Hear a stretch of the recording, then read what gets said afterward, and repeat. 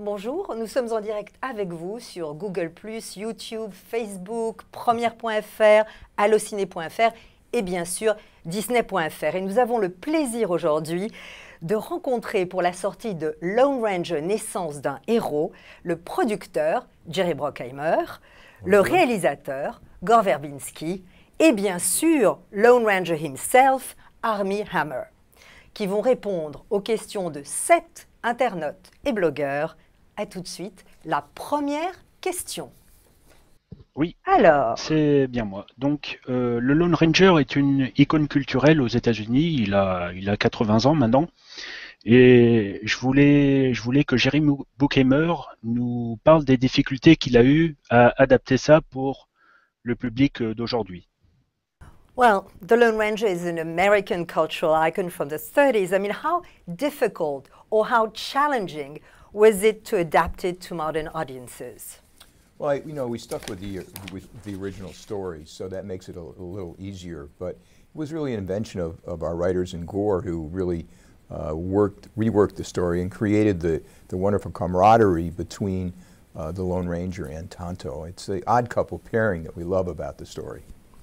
Alors voilà, c'est vrai que nous avons évidemment gardé l'histoire originelle, mais nous avons un petit peu adapté surtout. Nous avons inventé avec les scénaristes et puis Gore, évidemment le réalisateur, la relation très particulière de camaraderie qui existe entre Tonto et le Lone Ranger. C'est un petit peu un couple improbable, c'est le odd couple, un couple improbable. Question suivante. Bonjour. Alors moi, ma question s'adresse à Armie Hammer. Donc, Armie, enfant, rêviez-vous d'être un justicier masqué et si oui, lequel? Armie, I mean, this is a question for you. When you were a kid, did you ever dream of being sort of a masked avenger? And if so, which one? I don't, you know what, I don't recall ever thinking about being a masked avenger. I think, to be perfectly honest, my childhood dream was to be a long-haul trucker and smoke cigarettes. There's still an opportunity for that. Yeah, I lack the attention span to develop a true commitment to either. But thank you for the question. A trucker of what? A long-haul trucker. Oh, ok. Like a long-haul lorry driver. Yeah. Alors voilà, donc moi en fait, j'ai pas vraiment de souvenir d'avoir voulu être un justicier masqué.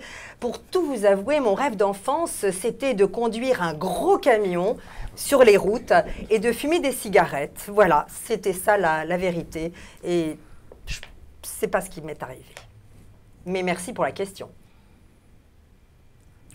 Autre question. Bonjour, alors moi j'ai une question pour Gore Verbinski. Lone Ranger, c'est un film qui ramène sur le devant de la scène le genre western. Alors comment est-ce que vous avez travaillé sur ce style? Quel code vous avez dû respecter? Et qu'est-ce que vous apportez de nouveau dans ce type de western? Well, Gore Verbinski, I mean, Lone Ranger is bringing the western genre back to the front scene, so to speak. How did you approach it? What codes did you respect? And what new ones did you put in and revisited? Well, I think it's it's a well-established language, the Western. So, you kind of run towards it and you embrace it and celebrate it. I'm a huge fan of the genre, so we really tried to tell the story. Thank you, Armie. This is kind of surreal because we're looking at ourselves instead of looking at you, and then you're down there, and then that's over there. But I don't want to look down there, so I'm looking there. And don't put a wet finger in my ear because that would really throw me off. We went to the West. We photographed it the old-fashioned way, and I think probably just pursuing something honest. Trying to make the film the way they were made, back in the heyday. So we shot over 5 states. We took our motorhomes and our trains and our cavalry, and we just drove Arizona, Utah, New Mexico, Colorado. Thank you, Colorado, California. There's not a lot of hotels in some of these places you're filming, so you just circle the motorhomes and you you have a campfire, and you know, at the end of the day, and you kind of sit around and play guitars, and there's a real bonding of the crew and the cast, and I think that sort of invigorates you. And then you go back out and you photograph all day, and you get sort of dust in your sandwich and in your ears and your eyes, and there's not a lot of, you know, creature comforts, but I think you kind of get something back from that approach. You know, you get something. Mother Nature doesn't always comply with your plan, and then you have to adapt. But I don't know. It was just really, it was like an old-fashioned experience. Alors voilà, c'est vrai que pour moi, vous savez que le western, évidemment, a un langage extrêmement établi. Et moi, je n'avais qu'une envie, évidemment, c'était non seulement de le respecter parce que je suis un fan du genre, mais aussi je voulais raconter une histoire un peu différente. Et là, il dit à Armie, attends, c'est un peu surréaliste ici. Je regarde un écran, j'en regarde un autre, je ne sais pas très bien à qui je m'adresse. Et en plus, Armie me met le doigt dans l'oreille. Bon, ça, c'était un petit aparté. Mais en fait, en réalité, voilà, notre plaisir, ça a été d'aller vers l'ouest, de filmer finalement à l'ancienne, si je puis dire, finalement d'être honnête et d'être dans cette espèce de paysage grandiose. Nous avons traversé et filmé dans 5 États différents et à chaque fois, on voyageait avec, si je puis dire, toute une procession, des caravanes, nos voitures, des trains, enfin, etc. Nous avons traversé et filmé dans 5 États, l'Arizona, le Utah, le Nouveau-Mexique, le Colorado, la Californie. Et vous savez, comme là-bas, les hôtels se font parfois rares, eh bien, on a pris nos guitares et très souvent le soir, on s'installait dans le campement et on était dehors, à l'extérieur. Et ça a permis de créer un lien formidable entre l'équipe et les acteurs. Et on avait évidemment de la poussière partout, dans nos sandwichs, nos lunettes, nos yeux. Mais Dame Nature n'est peut-être pas très confortable parfois, mais en tout cas, elle nous rend au centuple ce qu'on lui donne lorsqu'on décide de vivre une expérience pareille. Donc, ça a été un énorme plaisir. Prochaine question. Donc, on vous a vu double dans The Social Network, vieux dans J.A. et maintenant dans Lone Ranger. Donc, je me demandais, vous aimiez les personnages qui ont un rôle un peu improbable, non? We've seen you as a twin, so to speak, in The Social Network. We've seen an older version of you in J. Edgar, and now you're the masked Lone Ranger. You do seem to embrace unlikely parts. Yeah, truth be told, I would really just take any part that they gave me. I'm just happy to have work. Yeah, it was a lot of fun getting to do different things. That is, in fact, the joy of being an actor. You know, variety is the spice of life. You know, I don't have a job where I know where I'm going to be in 20 years, 10 years, even 5 years. I get to do different things, which is great. So, you know, I mean, it's all about experimentation and exploring and sort of pushing yourself. You know, I mean, that's kind of the fun of doing all these different parts is you get to try something new, you get to try something interesting. That's why we act, so we don't just have to be ourselves. Alors voilà, c'est vrai que pour vous dire vrai, eh bien, je prends tout ce qu'on m'offre. Hein. Évidemment, un job se présente, je le prends. Non, mais plus sérieusement, ce qui est très enrichissant, évidemment, c'est la variété justement des rôles. Et la variété, c'est l'épice de la vie. Alors, je fais un job génial parce que je ne sais pas ce que je ferai dans 5 ans, dans 10 ans, dans 20 ans. Donc c'est génial, j'explore, j'invente, j'expérimente et j'essaie toujours d'aller plus loin. Et c'est ça qui est intéressant. Donc voilà, je ne sais pas plus tard ce que je ferai, mais en tout cas, ce qui est le plaisir et le bonheur de jouer, eh bien, c'est justement de ne jamais savoir où je vais être. Prochaine question. Et j'aimerais bien que les blogueurs ou internautes se présentent ce qu'ils ont oublié de faire. C'est pas grave, hein, mais c'est sympa de connaître vos noms et de vous entendre surtout les dire. Alors, notre prochain blogueur ou internaute. Alors, sachant que Johnny Depp a été blessé lors d'une cascade, comment gérer le risque lors d'un tournage d'un film comme Lone Ranger où les scènes épiques forment la majeure partie du film?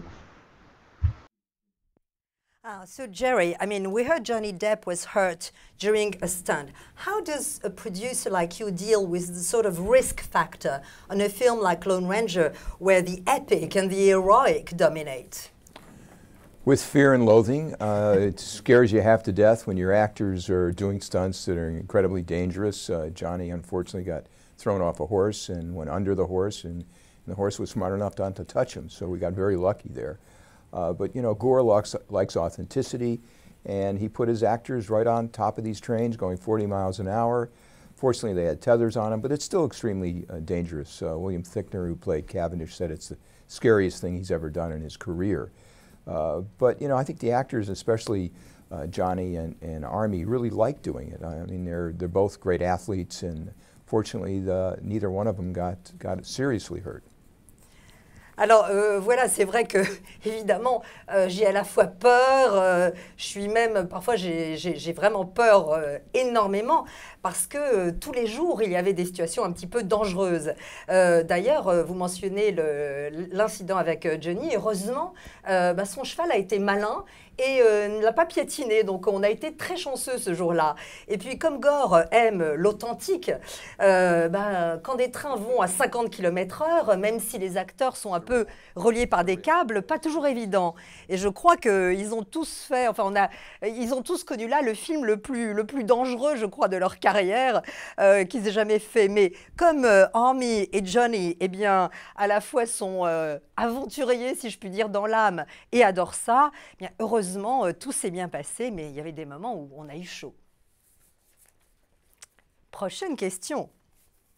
Donc voilà, moi je voulais savoir si les rôles étaient créés sur mesure pour les acteurs ou bien si ils étaient juste parfaits dedans.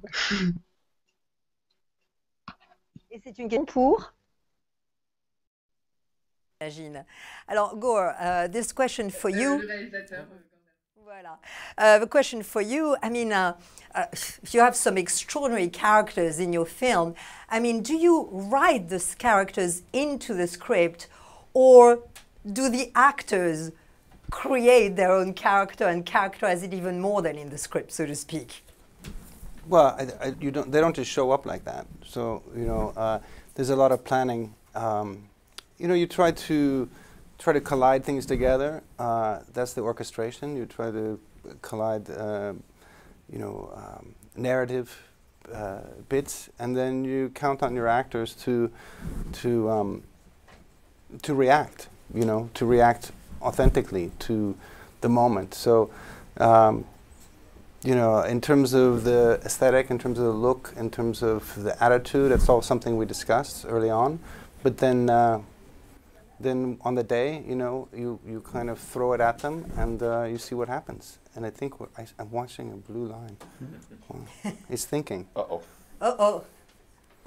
Do we have a problem with the We've been hacked. Yes, We've right. been hacked.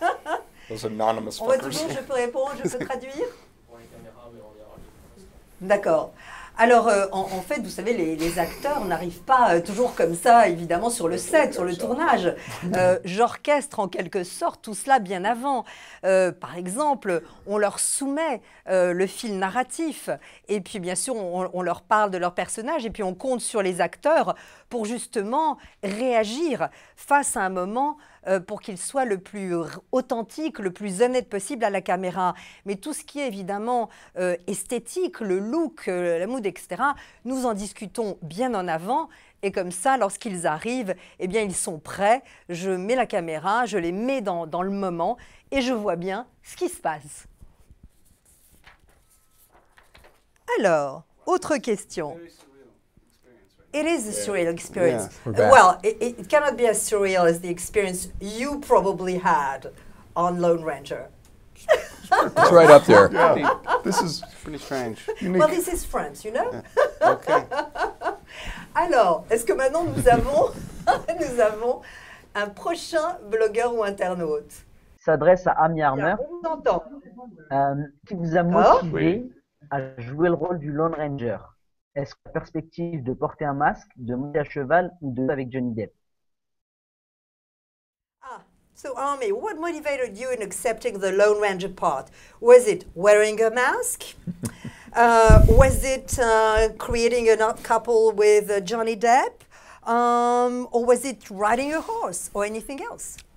It was probably a healthy combination of all those things. I think more than anything else, it was a chance to get to work with these guys, to get to be in a movie produced by Jerry Bruckheimer, directed by Gore Verbinski, and to have a majority of my scenes with this small actor you might have heard of called Johnny Depp. You know, it kind of all of the pieces kind of seemed to point towards a no-brainer. And the fact that I would get to ride a horse, and the fact that we get to make a Western, a genre that particularly I love very much, it just all kind of seemed too good to be true in a way. So there wasn't anything I wasn't going to do to try to be in this movie. Alors, I can't, yeah. A second, yeah. Alors, en fait, c'est une combinaison, bien entendu, de tout cela, mais surtout et aussi la chance de travailler avec ces deux personnes-là, parce que franchement, être dans un film produit par Jerry Bruckheimer, mise en scène par Gore Verbinski, où en plus la majorité de mes scènes étaient avec un petit acteur dont vous connaissez peut-être le nom, Johnny Depp, je dois dire, franchement, la décision n'était pas très difficile à prendre. En plus, je montais à cheval et le western, j'adore. Donc, si je puis dire, c'était presque trop beau pour être vrai. Voilà, donc formidable, j'ai adoré. Prochaine question. Alors, notre prochain internaute, est-ce qu'il est là, Paul ? Ah, Paul, présentez-vous, Paul. Qu'est-ce qui se passe? Vous voyez comme ils vous reçoivent bien, Paul, hein? Je m'occupe du site internet disneypixar.fr. Donc voilà, pour la présentation. Alors ensuite, moi, ma question, là, elle s'adresse à Jerry Bruckheimer. Et donc en fait, Lone Ranger, c'est un grand film d'extérieur avec beaucoup de vraies cascades. Et je voudrais savoir comment ce film, selon vous, cohabite avec tous les autres films qu'on voit en ce moment qui sont remplis de fonds verts et d'effets spéciaux numériques. Donc, voilà.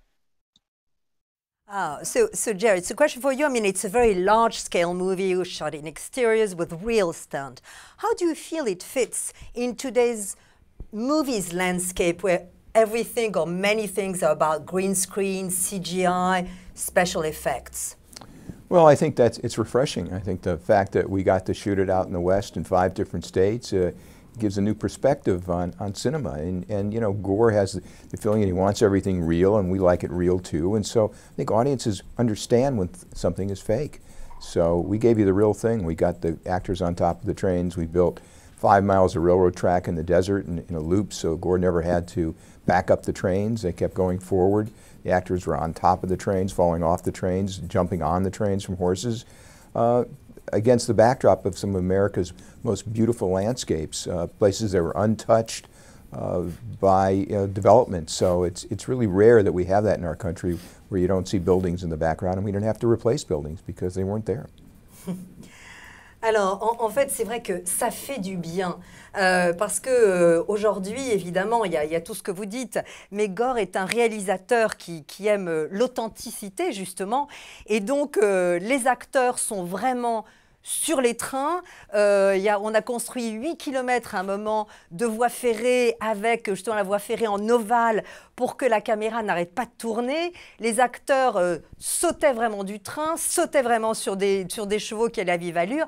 Et surtout, on était dans ce paysage américain qui est si rare parce que c'est une terre qui est pratiquement peu touchée par l'homme, ce qui est vraiment rare aux États-Unis. Et donc, il ne fallait pas justement, en effets spéciaux, effacer des immeubles puisque justement, on n'en avait pas, grâce à Dieu.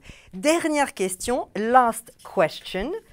Alors, qui va poser la dernière question? Nous vous attendons. Les effets spéciaux sur le film sont impressionnants, surtout sur la dernière partie. Je voulais savoir comment Gore Verbinski avait approché le tournage de ces scènes.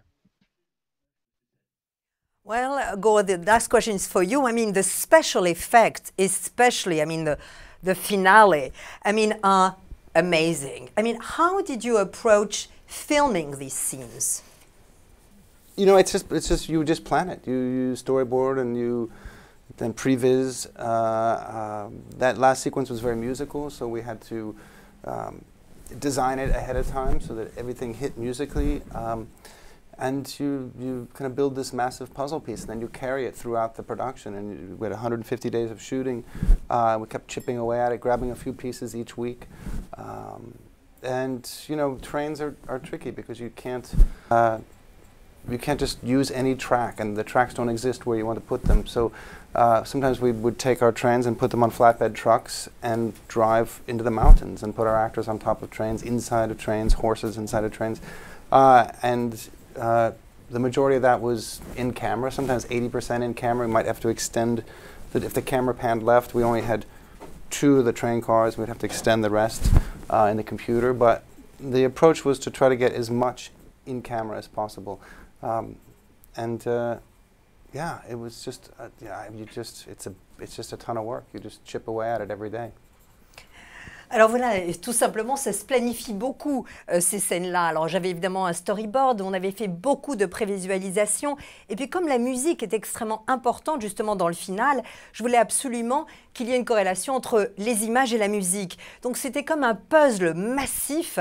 On a travaillé pendant 150 jours et chaque journée et dans la semaine, on tournait quelques moments de cette scène finale, justement. Vous savez, les trains, ça ne fait pas toujours ce que l'on veut.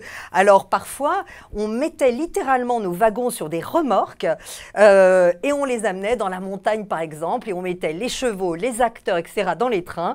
Et on y allait. Alors parfois avec la caméra, par exemple si je mettais la caméra à gauche, je ne pouvais par exemple avoir qu'une certaine angle de vision. Donc dans ce cas-là, effectivement, on rajoutait simplement en effet spécial, juste vraiment on ajoutait du paysage et c'est tout.